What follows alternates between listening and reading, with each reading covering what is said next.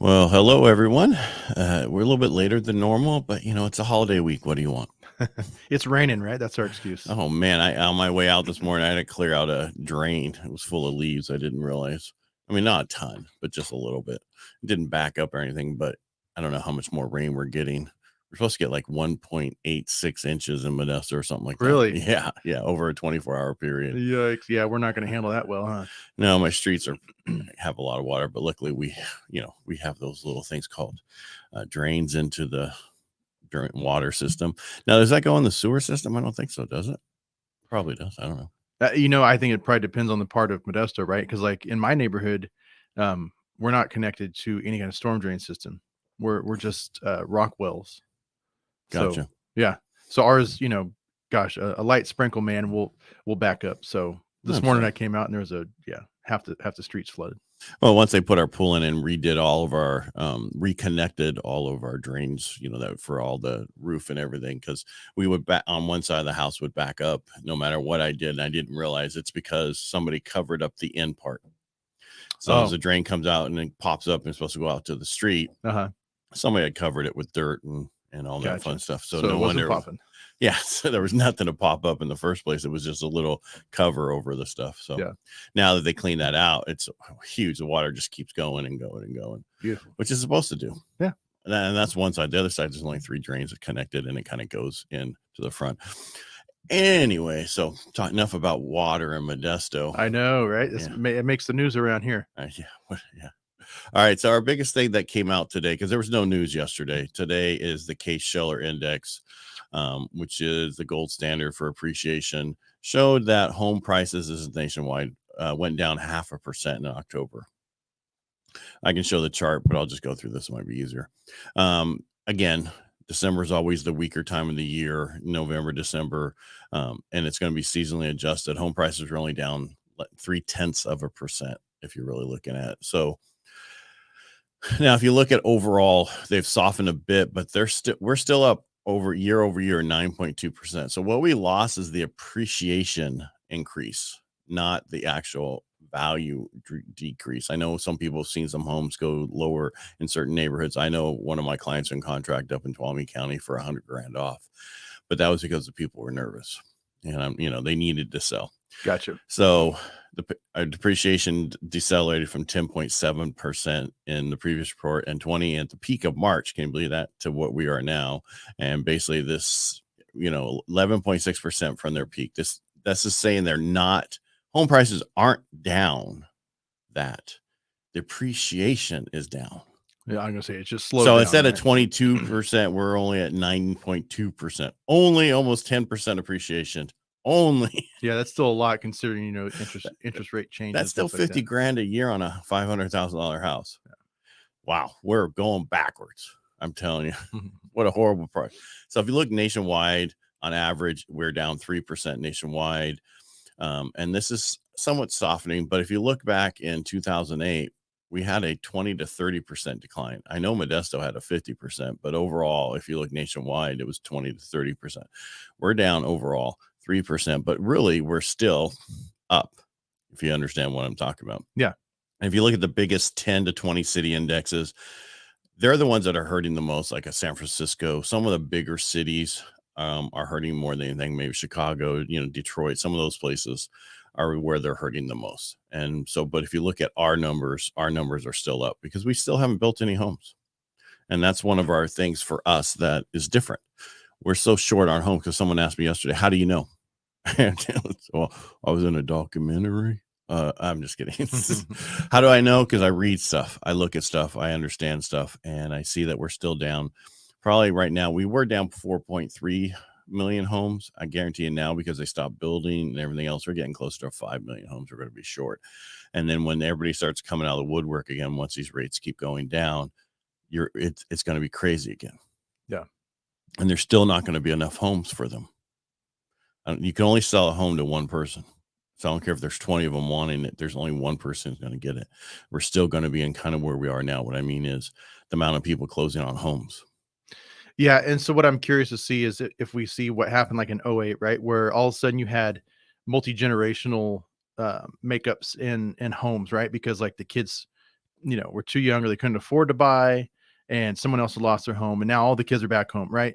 I don't know. I'm curious Yeah. because like You're saying more, we're going to have multiple families into one house is what you're saying. yeah, to be able to afford it. with the Yeah. lack of inventory, right? Or with prices going up. Well, the affordability is not where it used to be, of course, because Yeah. rates are higher. And I was talking to somebody, well, it's so different in rates. Yes, but house values are up too. I understand all the affordability stuff, but if you look at the generation of millennials right now and how much they're making way more money than their parents did at their age, or the generation before them, not their parents, but they're making way more money than anybody else at the same time. So it's a totally different world for younger people than it was. I mean, I talked to so many people who are making 150 grand a year, but they're doing it in the Bay Area and they're poor. Yeah. Right. Yeah. I mean, it's kind of relative, right? Right. I tell them you got to make 250 if you want to own anything over there, or you got to have a minimum, and you're still going to be a little poor over there for that. Isn't that crazy, man? Like what a difference is just going over the hill. Yeah. I mean, I know a lot of people who make a couple hundred, 300, 400,000 here, and it's still tough. You know what I mean? You with everything, with kids, everything else. I know you're going, what? I'm just saying it's not, because you got to remember, if you make 200 grand, let's just say you make 240, you only get you don't get half of it. You get less than half of it with taxes. And if you're putting money in your 401k, 403b, maxing out that, you get maybe 38% of your money. So it's not a lot, but you're able to put a lot more away. What I'm saying is you're living off of like somebody is living off $100,000 a year with no car payment, no nothing else. Mm-hmm. Yeah, which is ideal, right? Like I think going forward, young people need to understand the value of being debt free, or at least having minimal debt, right? Building your credit, but then not being strapped down to, like recently I was looking at a car, right? We're looking for a new car for the family. And even if I was to put like 20 grand down on a new Suburban, I'd still be looking at an $1,100 a month payment. That's the average payment, even on a used car. That is just, it's unsustainable long term. Something's going to have to change, but for right now, that's the reality we're living in, right? Something's going to have to change. Yeah. Rate's going to go down a little bit, and that car payment is going to be now $800. Yeah. Even then, there was times when I had tenants, that would, be singing me the blues about how they can't pay their rent. And then they're telling me about their 2 car payments that equal $3,000. It's like, you're renting an apartment. Why would you buy vehicles that are that expensive? Because I can. Well, someone approved them, right? They went to Paul Blanco.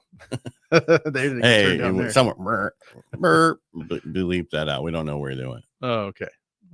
No, but the thing is, it's different. No car payments, they do a higher debt to income ratio than you do for housing. That's the difference. But if you're going to do anything, buy your house first, then get your car payment. My son's moving from Anchorage to Washington State, and he has a Jeep. He goes, I want to get rid of it. I go, but you wanted to buy a house, so why don't you wait? Okay. You know what I mean? You have to put those priorities first. He's getting married tomorrow. And so, there's a lot of stuff they're going to have to come across and do. So that's a good thing he has a good resource on how to go about it, right? Right. Well, he listens, but they still are kids. Yeah. Yeah. Kids are going to be kids. I don't care what you do. Yeah. You can lead a horse to water, but you can't make him drink.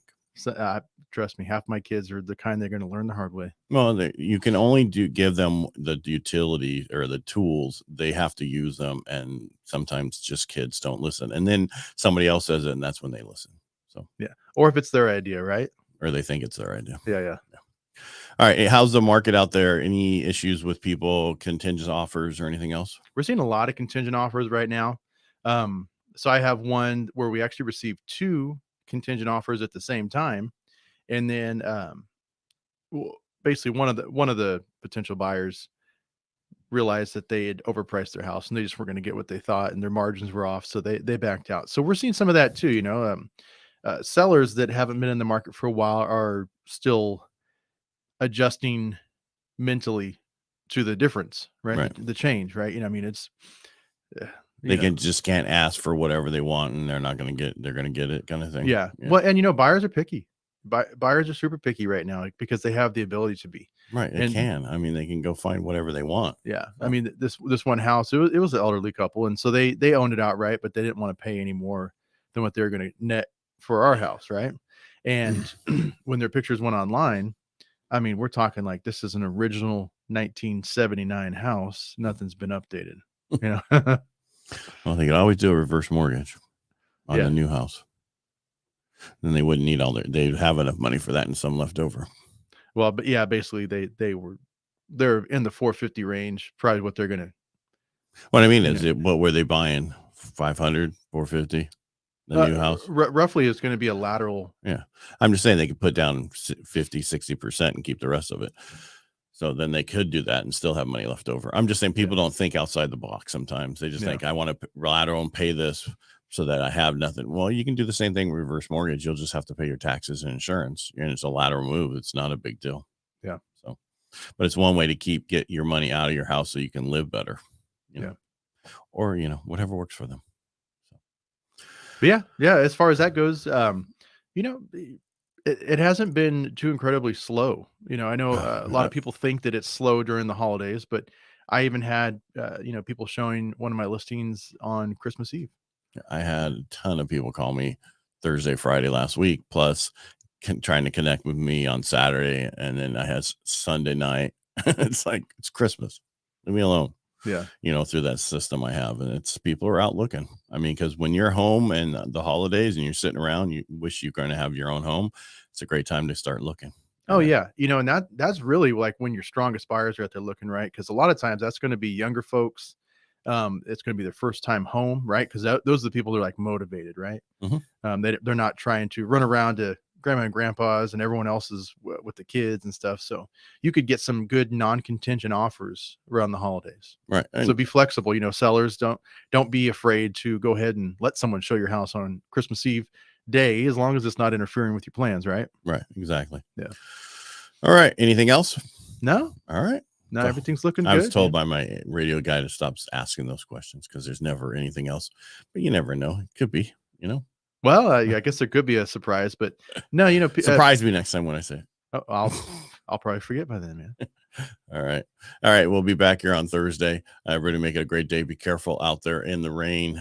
It's crazy. Good thing that most people are staying home for this week. So, all right. Thanks so much. Thanks, Bobby. Talk to you later. All right.